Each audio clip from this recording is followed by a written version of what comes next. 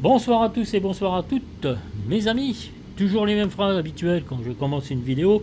J'espère que vous allez bien, je suis ravi de vous revoir sur X-Plane 12. Et là, cette fois-ci, nous sommes en version donc 1.4 bêta 1 qui a été mise à jour très dernièrement. Je crois que c'était hier, il me semble. Et plusieurs nouveautés donc seront à découvrir dans cette bêta 1.4 et j'en profite pour vous présenter, alors je sais pas trop comment ça se dit, cet avion qui est gratuit dans cette nouvelle version.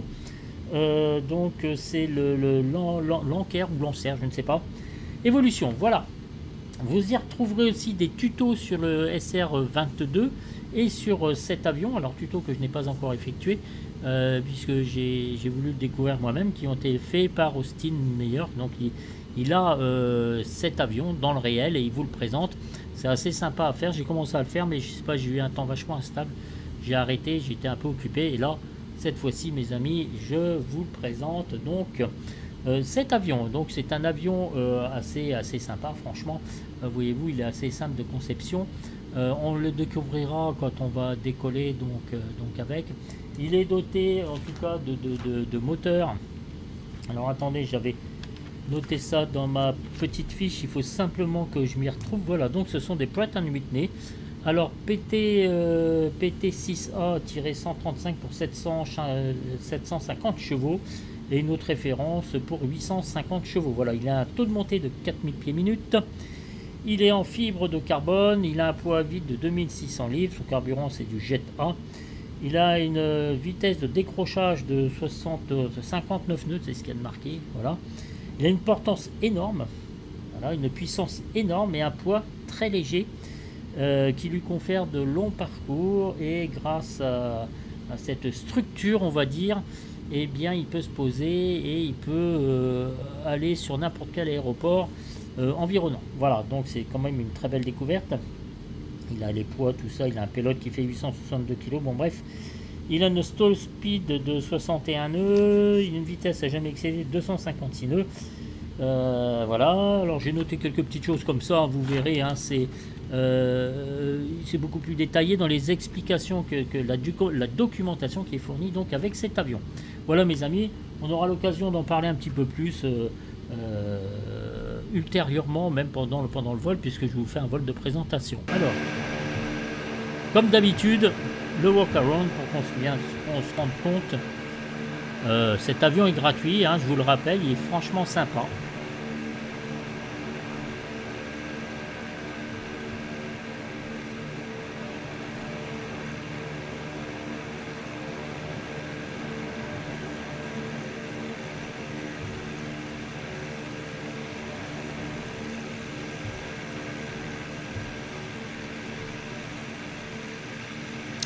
Voilà, hein, un petit tour habituel de l'avion afin que vous vous rendiez compte un petit peu du travail qui a été donc effectué donc sur cet avion. C'est cool.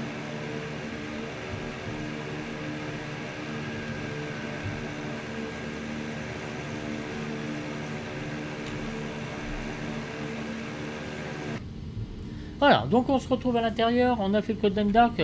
Vous allez voir, les checklists, elle est précise, claire et concise. Les explications sont vraiment très chouettes.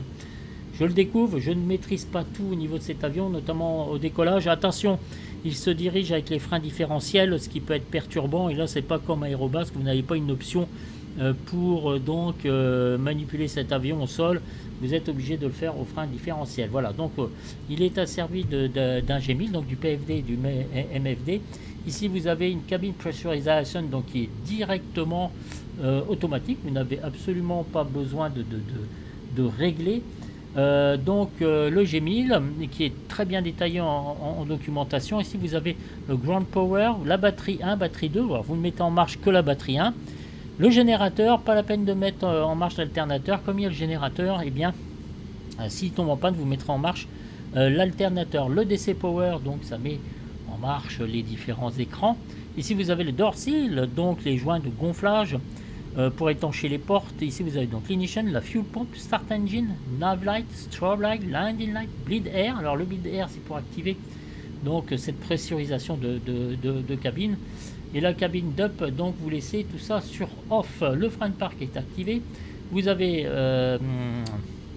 la richesse, vous avez la propulsion et vous avez donc le throttle. Ici c'est manuel au niveau de la répartition du fuel, voyez-vous, sur cet avion. Donc il faut penser à peu près entre 20 et 30 minutes à changer. Il faut franchement y penser, sinon vous allez avoir un petit déséquilibre.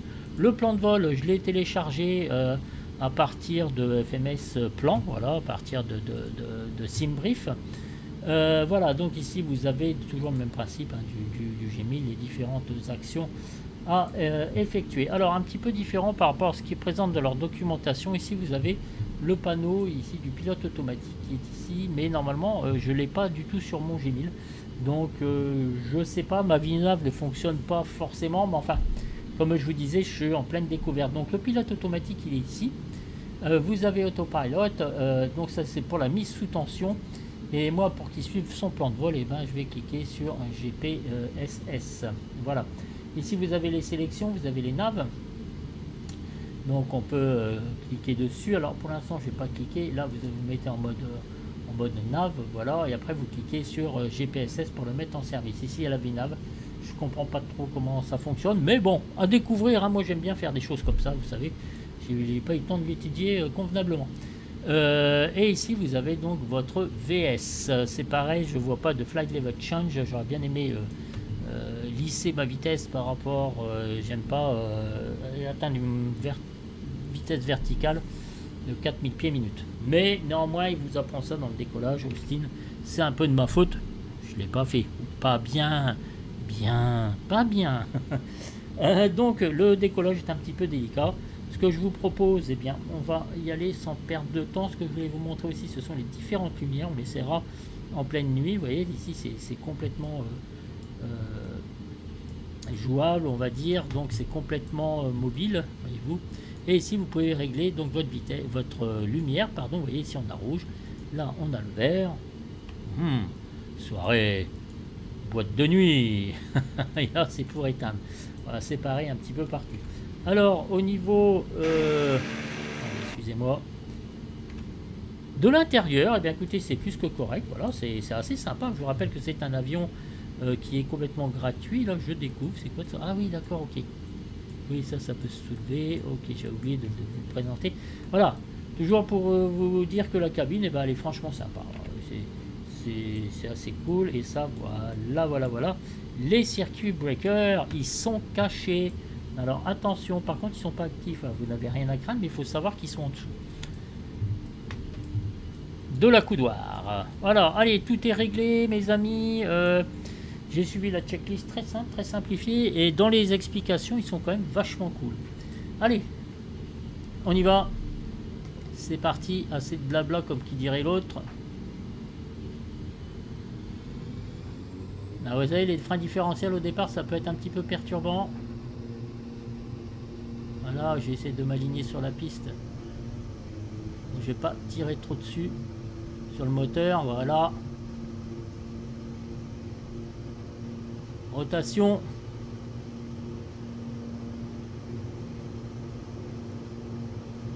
On va prendre un petit peu de vitesse. On va rentrer le train d'atterrissage.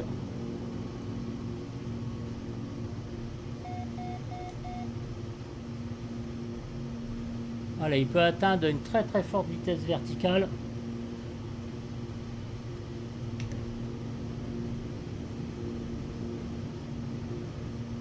Vous voyez, il est assez particulier. Alors attention, je vais baisser un peu pour pas cramer le moteur quand même. Voilà.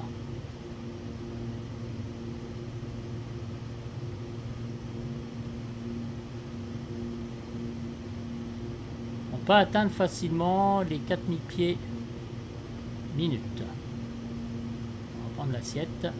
Voilà. Attention à la vitesse.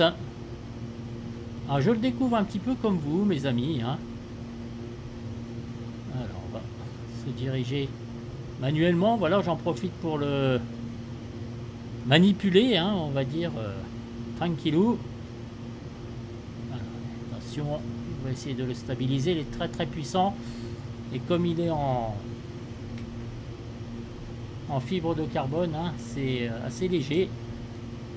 Voilà, donc je vais mettre en service le pilote automatique.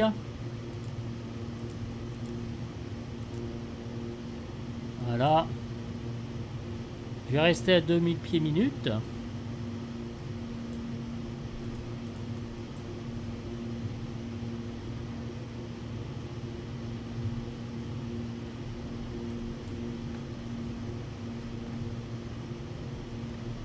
Voilà, il va rattraper son plan de vol tranquillou.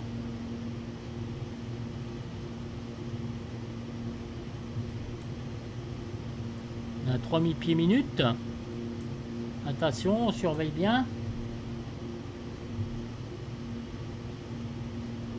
Par rapport à notre vitesse, voyez-vous, on est déjà à 7000 pieds. Ça va très très vite. Alors, j'ai pas mis le standard Barrow, excusez-moi, c'est de ma faute, je me suis vraiment concentré sur mon vol, c'est pas bien, j'aurais dû faire autrement. Voilà, donc on est à 3100 pieds minute, pour l'instant j'ai rien activé, je l'ai laissé faire. Au niveau de la vitesse verticale et tout, voilà, ça a l'air quelque chose d'autre que je découvre, je sais même pas si ma vitesse elle est bonne. Hein. Voyez-vous, on est déjà à 31 nœuds. Sur le de travers, là on va en être à 10 000 pieds. Voilà, j'ai réglé à 28 000. Alors ça c'est sa capacité maximale, son altitude maximale c'est 28 000 pieds d'après ce que j'ai lu dans la documentation. Vous voyez, c'est assez perturbé au niveau de l'air environnant. Ça bouge beaucoup, ça bouge pas mal. J'aurais pu vous le faire si vous voulez en atmosphère stable. C'eût été beaucoup plus simple pour moi et aussi pour vous, faut pas avoir le mal de cœur, n'est-ce pas? Ici vous avez donc votre angle d'attaque qui est ici. Quand il est rouge, eh bien c'est trop fort, donc il faut baisser le nez de l'avion.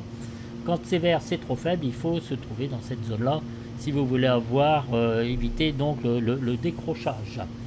Voilà, donc c'est indiqué ici. Comme je vous disais, on a vraiment un pilote automatique qui est assez qui est mis ici sur ce côté. Je ne sais pas si dans l'avion réel ça existe, si normalement ça doit être directement intégré donc sur cet écran ici. Alors on va arrêter nos feux de landing. On peut constater ici, voyez-vous, cabine, altitude donc 4000 pieds, la différence de pression est 3,7 PSI, pression différentielle. Voilà, donc tout va bien, on peut aller à 6,5 PSI maxi. Et puis la cabine altitude elle est directement réglée à 8000 pieds ou 8400 pieds, ça représente 2400 mètres, c'est comme si vous étiez à 2400 mètres d'altitude dans votre cabine puisqu'elle se gonfle comme un ballon de baudruche, n'est-ce pas? Mais en même temps tout ça c'est régulé. Là c'est pratique, vous n'avez absolument rien à toucher à ce niveau là. On va se faire une petite vue de l'extérieur.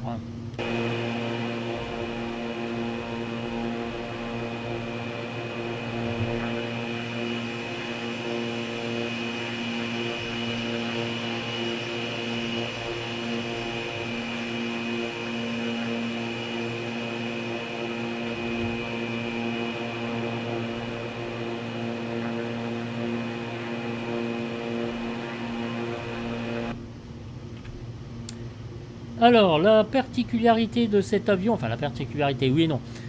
Quand vous allez démarrer le Golden Dark sur le parking, il n'y aura pas de protection, ce sera à vous de les installer si vous voulez faire ça un petit peu plus de façon réelle. Et les portes du côté pilote s'ouvrent, aussi du porte de bagages s'ouvrent aussi, voilà.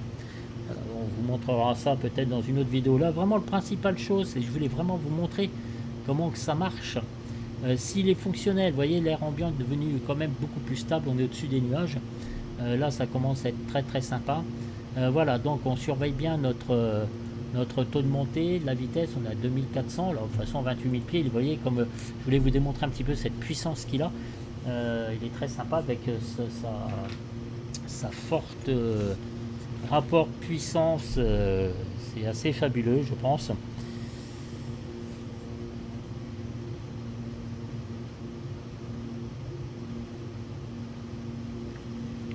Alors, qu'est-ce que j'avais noté comme point marquant?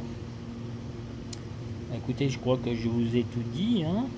Voilà, il a une très belle autonomie. Alors, je sais plus l'autonomie à ce niveau-là de cet avion, mais enfin, c'est assez conséquent. Hein. Comme je vous disais, il a aussi un reverse au niveau des pales. Il me semble, hein, normalement, je dois vérifier cela.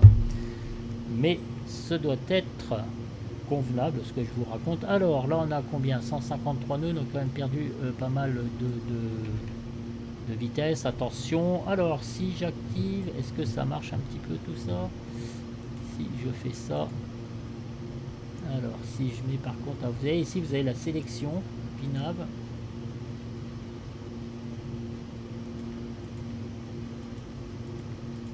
Voyez ici, je baisse un petit peu le nez et là, ça baisse un petit peu, voyez-vous. Donc, il est passé sur 28 000 pieds, comme convenu. Mais ici, le système s'est mis en service en sélectionnant VNAV.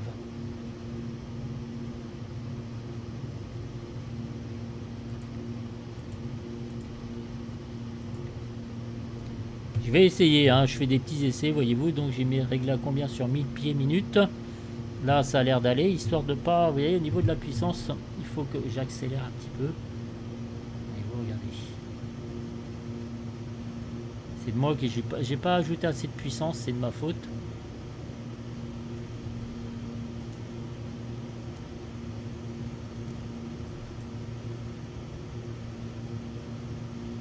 Voilà, donc j'ai rajouté de la puissance, c'est ça que je voulais vérifier, voyez-vous, je suis à la limite. J'aurais dû m'en douter un petit peu, ouais, on est là pour faire attention, pour essayer de découvrir ce qui va pas. Voyez-vous, j'avais pas mis assez de puissance, parce qu'au départ, j'avais pas envie de péter la turbine, parce que je me méfie, l'aiguille dépassait largement la sécurité ici, donc on était au niveau du torque supérieur à 2000, donc voilà.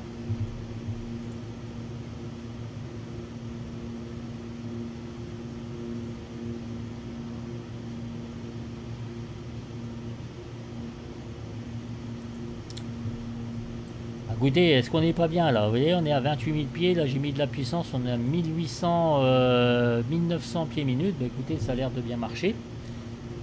Donc on a juste le taux de montée comme ça, on est à 205, bah, pourquoi pas, ça me convient bien. L'HDG, alors je vais le remettre toujours au centre, on a quand même un vent de face de 82 nœuds, ça souffle, hein. Alors, en ce moment il y a la tempête au-dessus de la France, donc c'est vrai que pas bien terrible pour voler si on n'est pas en liner, mais bon, vous voyez, ça se fait, hein. Donc en règle générale, c'est quand même un très bel avion, voyez-vous, graphiquement parlant, il est vraiment excellent. Ici, alors vous avez, vous voyez, j'avais oublié de mettre le pitot. Là c'est la réchauffe de la propulsion. Là c'est l'initiale séparation, j'aurais pu le mettre aussi au décollage, voyez-vous, j'ai oublié cette petite partie là. Ici c'est la réchauffe carbone, me semble. Voilà, ici vous avez donc le LT, la balise donc de détresse, alors des stylos, c'est sympa, l'évolution, voilà. En tout cas au niveau du plan de vol, mes amis, on va revenir dessus. Voilà, moi j'aime bien toujours voir mes points, les prochains points. Voilà, donc on arrive bientôt sur l'Erga. Il suit son plan de vol comme je vous ai montré. On arrive bientôt à nos 28 000 pieds. Vous allez voir, normalement la pression va se stabiliser aux alentours de 6 PSI, pression différentielle. Et là je pense qu'on va peut-être monter à 8000 peut-être. Je sais pas, non, il a l'air de se stabiliser à 7500 pieds. C'est un magnifique avion, franchement. Et après on va le mettre un peu en mode nuit pour découvrir un petit peu les capacités qu'il a, cette beauté au niveau des lumières. Voilà, franchement pour un avion gratuit, bien bravo à Austin. C'est très chouette. Alors je suis pas parfait, hein, parce que c'était un peu con de pas regarder ces vidéos, mais en attendant, quand vous êtes concentré sur l'avion, il vous donne des consignes, vous savez, en anglais. Alors si vous êtes nul à chier comme moi en anglais, bah, vous êtes un peu bézoum frappant. Alors je sais pas, mais au niveau de la visibilité, voyez-vous, cette espèce de gros machin qui est là, je trouve ça un peu gênant quelque part, mais bon, visiblement ça a l'air d'être très bien quand même, hein. C'est des petites vues là avec les magnifiques nuages de X-Plane 12. C'est vraiment un très très beau logiciel que je vous conseille très vivement, plutôt que de galérer sur des MFS 2024 tire l'arigot et puis avoir des bugs et puis des mises à jour qui servent à rien et puis vous n'avez pas de boutique et puis c'est une catastrophe. Enfin bon, bref, je ne veux pas critiquer, mais je vais attendre bien longtemps avant que le logiciel soit stable, afin de vous faire des vidéos sur MFS 2024. D'ailleurs, j'ai toujours gardé le 2020. Je n'ai pas viré parce que le 2020, c'était quand même pas trop mal. Alors, en fait, assez de blabla. Je discute de trop. En fait, je suis inattentif, là, comme un gland. Je vais un petit peu baisser mes paramètres. Nous sommes, mes amis, à 28 000 pieds. Vous voyez, il est monté quand même à 8080 pieds et 6,1 P6. Si, vous voyez, ça le fait, hein. Alors là, c'est pareil. Alors par contre, ce qui me manque un petit peu, vous savez, c'est un petit peu les résumés des performances de cet avion. J'aurais aimé les avoir, si vous voulez, en résumé dans un tableau, quoi que ce soit. J'ai pas trouvé pour régler les performances, tout ça, à moins que j'ai mal lu, parce que je sais que les explications, elles sont assez conséquentes. Bien. Allez les amis, on a un bon 80 nœuds de face, 88 même, d'accord, de vent, de nœuds, de vent, je sais plus ce que je dis moi. Voilà, nous sommes stabilisés, j'ai réglé mes paramètres, hein. À nous de faire le point, voyez-vous, là, ici on va changer. Voilà, parce qu'on est passé sur le droit, ça il faut pas oublier, voyez-vous. Bon, ça va s'équilibrer avec la distance, mais c'est vrai, quand je volais dans le réel, je me mettais un petit signe, un petit chrono pour regarder les changements de réservoir. Voilà mes amis.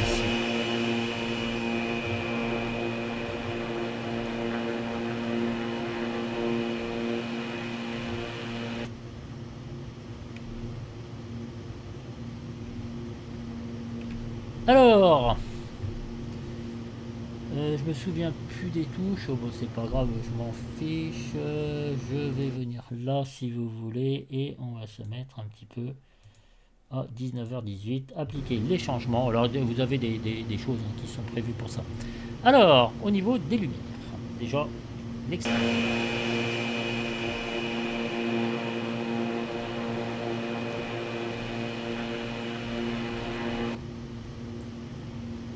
On voit pas grand chose. Strobe light, tout ça c'est fait, c'est bon.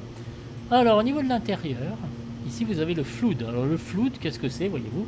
C'est l'éclairage de la cabine, hein, directement. Et ici vous avez le dimmer, vous voyez, c'est concernant l'intensité des différents appareils. Vous voyez, si on ne veut pas trop de lumière et tout, on s'emmerde pas, on met pas trop, ça ne risque pas de vous éblouir. Alors là j'ai mis lumière bleue. Alors je sais pas du tout. Alors attendez, je vais faire ça juste pour voir. Si je mets la lumière rouge, c'est la fête mes amis. Et là ici je vais mettre aussi la rouge. Alors qu'est-ce que ça me fait? Ouais, yes. Alors je vais les laisser comme ça. Je vais mettre la verte. La verte. Yes. On est en boîte de nuit. Quoique les boîtes de nuit maintenant c'est fini, hein. C'est plutôt la sortie entre copains. Voilà. Donc on arrive, eh bien, à un bel avion qui est parfaitement structuré pour l'instant, grâce auquel il faut quand même vraiment s'habituer. Voilà, comme tout avion que vous prenez en main sur comment dire, sur X-Plane 12, c'est vraiment très sympa. Voyez-vous, comme ça, de vol de nuit, c'est assez impressionnant, moi je trouve. Voilà. Alors, qu'est-ce qui a été fait au niveau des améliorations? Alors attendez, pour l'instant, je pense qu'on va revenir un petit peu. On a appliqué les changements, voilà, histoire de dire que maintenant il fait jour, on a vu la lumière. Alors cette bêta, elle concerne quoi? Alors l'avion qu'on vient de découvrir, vous avez donc les nouvelles leçons de vol avec Hosting, donc ce sont avec le Cirrus 22 et l'Anker ou Lancer, je sais pas, évolution, comme on vient de voir là. Vous avez une caméra aussi qui est basée sur la physique, ça faut que je regarde ça. C'est-à-dire sur la physique sur les vues internes, donc en option, et une caméra portative pour les vues externes. Alors peut-être, hein, attendez, je sais pas, on peut peut-être voir. Ça franchement j'ai pas vu. J'utilise jamais ça. Montrer point de vue de l'intérieur vu par défaut. Point de vue de l'extérieur. Ah ouais, alors comment ça s'appelle? Je sais pas. Caméra sur l'avion, c'est peut-être ça? Non, c'est pas ça.